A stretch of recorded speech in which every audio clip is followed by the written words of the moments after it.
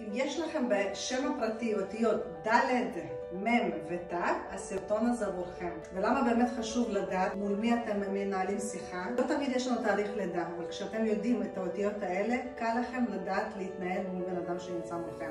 הכוח של האותיות זה נותן לנו ספרה 4.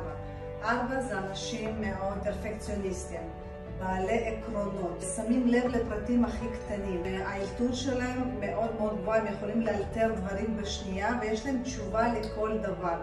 4 זה אנשים של סדר, של שיטות, של ארגון. הם נכס למעסיקים שלהם, הם יכולים לעבוד באמת שעות רבות, אבל בשלילי שלהם הם יכולים להיות אנשים ביקורתיים מאוד. הם קודם כל יראו את השלילי ואז את החיובי.